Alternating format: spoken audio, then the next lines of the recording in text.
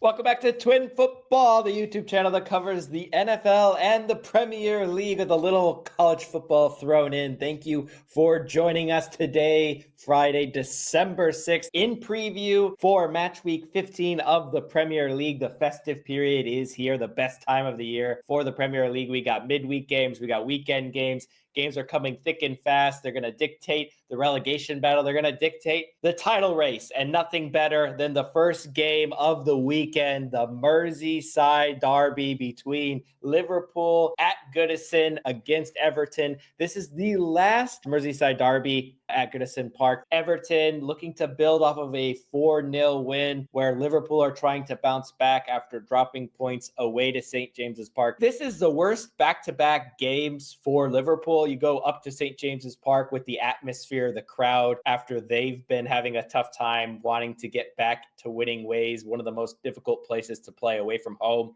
despite Liverpool's record over the last couple of years there. The fans were loud. They were electric. They really spurred on the Magpies to 3 goals in that one. Now they have to travel to Goodison only 3 days later to take on Everton team who scored 4. And it's the last Merseyside derby in front of those fans at the historic Goodison Park. So you know those fans are going to be jumping. So I've been back and forth on this game. And I think what's going to come down to is set pieces. All 4 goals for Everton last week. You got McNeil on the ball, Ashley Young on the ball, who I'll get to in a second, but really from McNeil, able to get a perfect ball into the box, cause some chaos. The ball bounces around, they get a goal, or just straight off the free kick. Craig Dawson, 2 own goals, or Branthwaite getting at the end of one, even though it was offsides. So that is how Everton's going to score. They actually are a top 10 team in all of Europe in terms of scoring from set pieces, and it's because of Dwight McNeil. On the flip side, Liverpool, we saw Kelleher with the mistake. We saw Kwanzaa and Gomez not have a good game against Newcastle. We'll see if Trent Alexander-Arnold comes in at right back there. Gomez most likely will stick there in the center back pairing with Van Dijk, since Konate's been out for a long time now. And Everton can get a goal from a set piece. They're going to need that crowd early, and they're going to need to put some pressure to get either corner kicks, get some fouls, get some set pieces,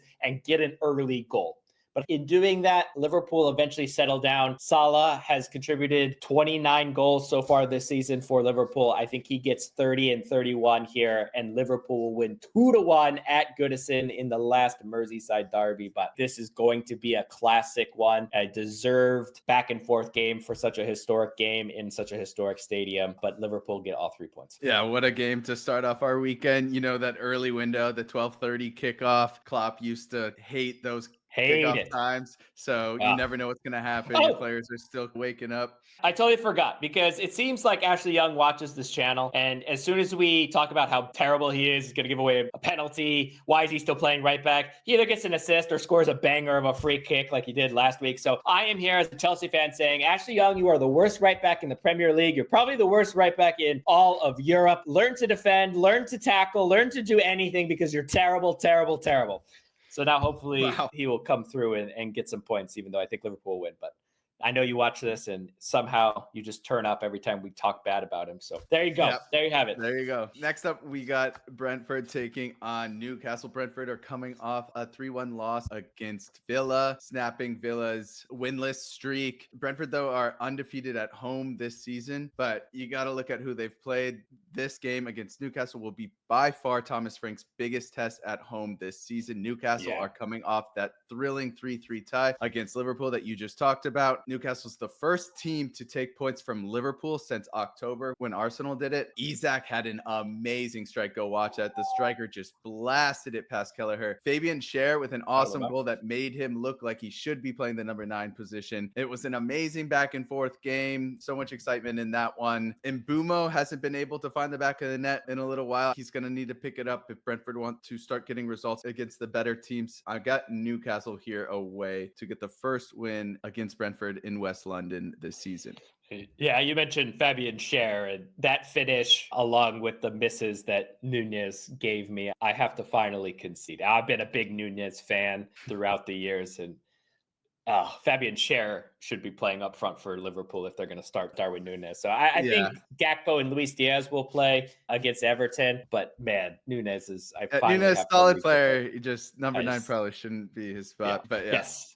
A team that has a bunch of number 9s would be Aston Villa. Ollie Watkins and Duran have been playing well this season, no matter who gets in. Duran usually being the substitute. I think Ollie Watkins will get the start against Southampton, allowing Villa to press that back line, no matter the goalkeeper, no matter the center back pairings, no matter the back 3, back 4 formation that Southampton plays. They love to give the ball away. They did it again against Chelsea in a 5-1 thrashing. They will give the ball away again. They will concede again. I like Villa to get all 3 points here, but Tyler Dibbling, absolutely fantastic. Missed out against Chelsea due to suspension. He'll come back with some fresh legs. I think that bodes well for Southampton. Villa, remember, haven't played well this year, this season, when they've had midweek and weekend games. Usually that's due to the Champions League. This time it's due to the festive period of the Premier League. So we will see, especially with Champions League games next week, if Emery rotates a little bit too much. Southampton looking to bounce back after a thrashing against Chelsea.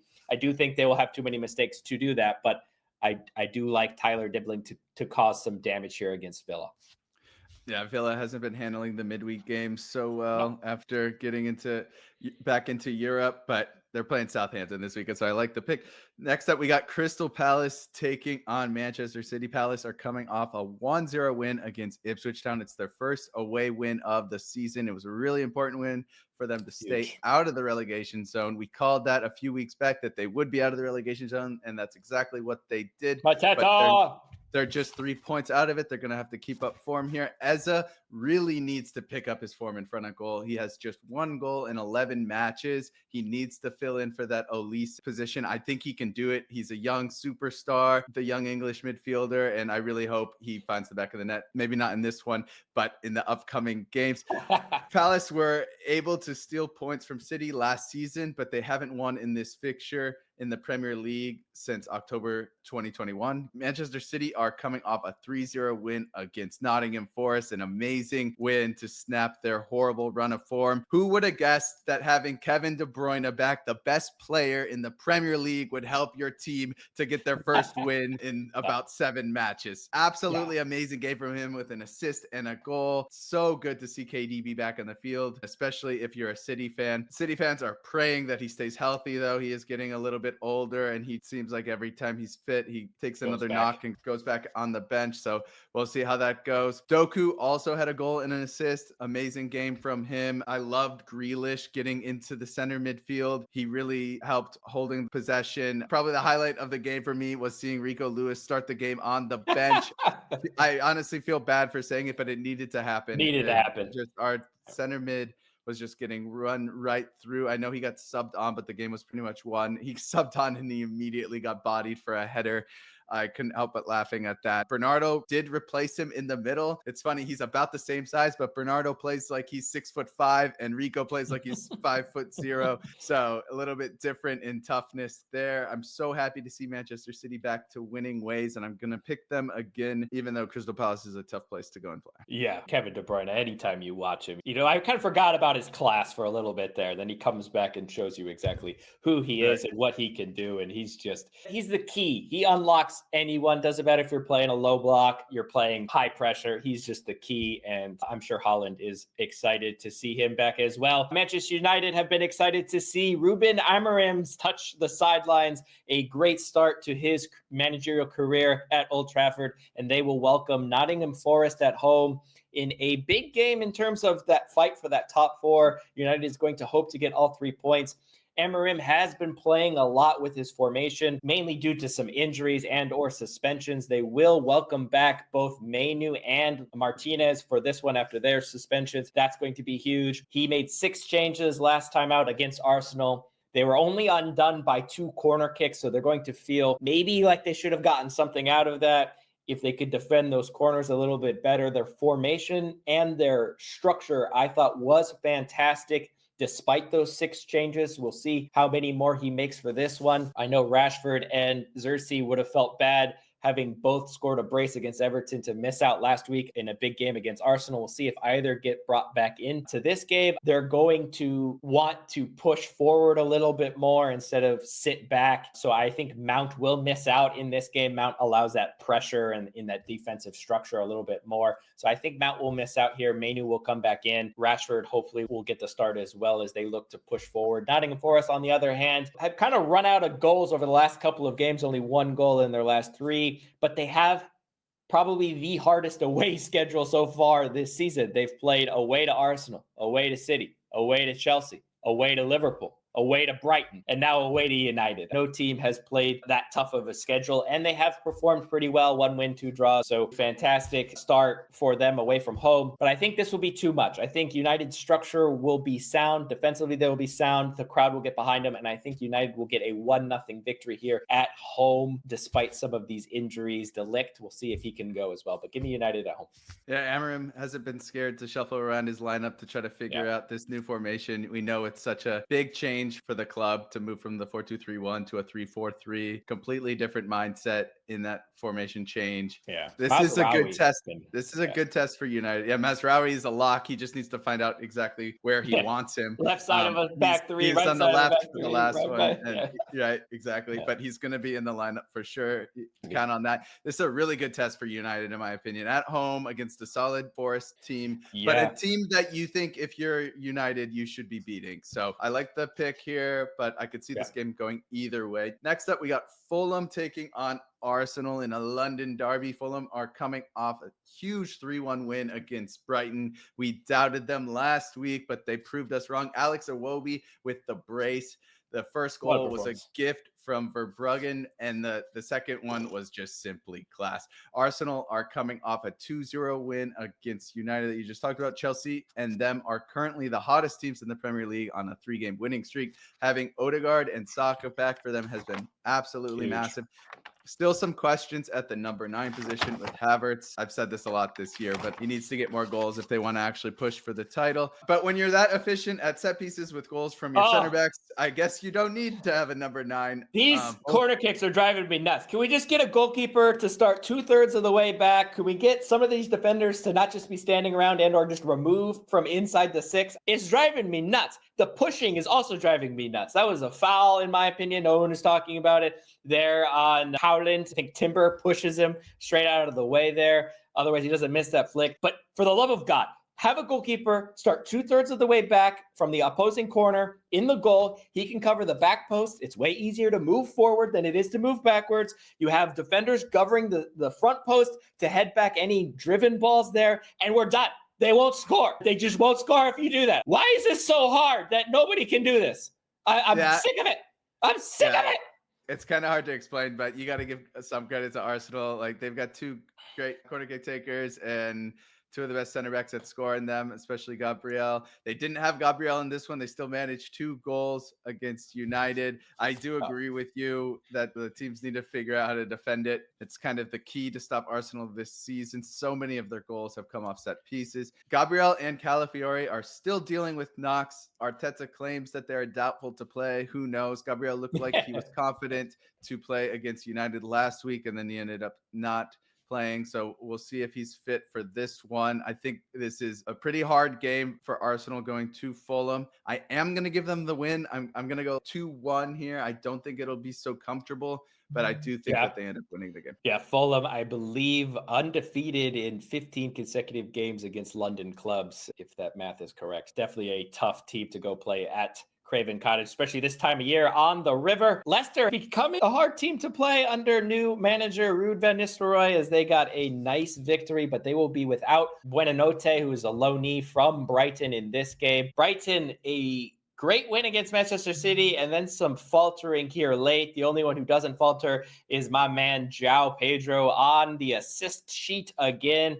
goal, assist, goal every single week. The guy just knows how to get goals. I think he will be vital in this one. I don't like Brighton playing a back 3/back 5, however you want to say it. They did that last week. I'm hoping they go back to a back 4, allowing Lamptey to go up and down as a back 4 as well will be fantastic. Brighton will be too much for this Leicester team as they still look to figure out life under Ruud van Nistelrooy despite their great win. Give me Brighton away from home, all 3 point to the And Ruud van Nistelrooy has had a great start to his managerial career, if you count the United games also. It practically landed him the spot at Leicester. You beat a team 10-2 on Right. average over 2 games. You basically get a managerial spot.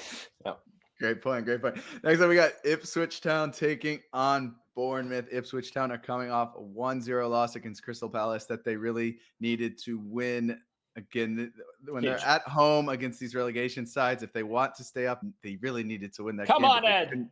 Find the back of the net. Their captain, Sam Morrissey, is getting a lot of criticism in the media for not wearing the rainbow armband.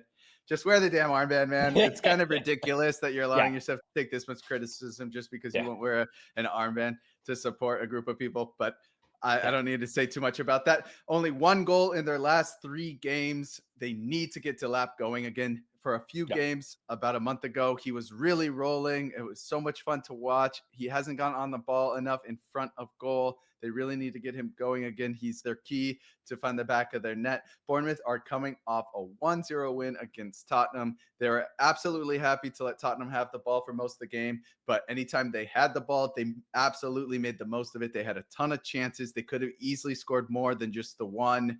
They know exactly what their game plan is, and they execute it perfectly. They're having a great season. They've now beaten Arsenal, Manchester City, and Tottenham. It's absolutely crazy. No one predicted that. A lot of people picked them to be in a relegation battle this season, and they're in the top half of the table after 14 matches. Bournemouth have been my dark horse favorite this year. Semenyo's been great. I'm giving them the win against Ipswich Town here. Yeah. They're going to look to be favorites in that one, but I believe in Ed. Ed Sheeran can do wonders. So we'll see how that one goes. Another London derby as Chelsea travel to Tottenham. And I'm just going to say,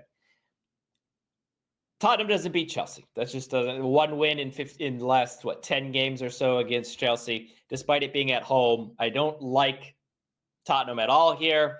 And I thought that I would never have to relive this moment again from a couple years ago. Last week, Cucurella's hair being pulled by Stevens got Southampton's center back sent off. Romero didn't get sent off for this a couple years ago when Tuchel was the manager in a thrilling game at Stamford Bridge. Did he? No, he didn't even get booked, and they scored off of the corner kick that this wasn't called at. Right. That's what led to the Tuchel Antonio Conte fiery ending there, a 2-2 draw. Oh, that was great. Harry Kane had to say, we got the late winners. Like, no, you got a late draw, because that's what Spurs do. They draw or lose to Chelsea every single week. Romero out with a hamstring injury, along with the rest of the Spurs back line. We'll see most likely Gray and Dragasine as center back pairings there, with Porro going out playing right back most likely. They just have so many injuries. Foster's going to be the goalkeeper. He had a horrendous error last week. It only got bailed back because Evanilson was offsides, because of course he was. But Solanke will look to score against his former club. He was unable to score against his former club against Bournemouth, but I just don't think they'll have enough. Son will hopefully get the start after being semi-rested against Bournemouth. He will most likely get a start. He's going to be their best chance to go against a Chelsea backline that is also dealing with some injuries. Reece James obviously out. Gusto most likely will get the start at right back after coming back into the squad missing it out against Southampton. So Chelsea are going to win this game. That's it. That's just all. That's all I got to say. Yeah, Son coming on against Bournemouth really changed the game. Yeah, absolutely. They started getting a lot more chances once he got subbed on. I think if he started that game against Bournemouth, it might have been a different result. It'll be nice to see him back in the starting lineup against Chelsea, but it's hard to pick against Chelsea right now. I like to pick second in the league. It's third, I think, but you're tied on points for second. West Ham are taking on Wolves in our final matchup of the weekend. West Ham are coming off a 3-1 loss against Leicester City, probably their most embarrassing loss of the season. Lopetegui's seat is hotter than ever. I would be surprised at this point if he survived past the holiday period. The one silver lining in that game was Füllkrug coming on off the bench. The striker from Dortmund came in getting his first Premier League minutes since August. He got his first Premier League goal at the end of the game. Granted, it didn't mean anything to the game, but it'll mean a lot for the striker's confidence getting that first Premier League goal. A team that has been struggling a lot for goals finally has their big money striker back. Antonio has been a great servant to the club, but he's 34. He's getting older.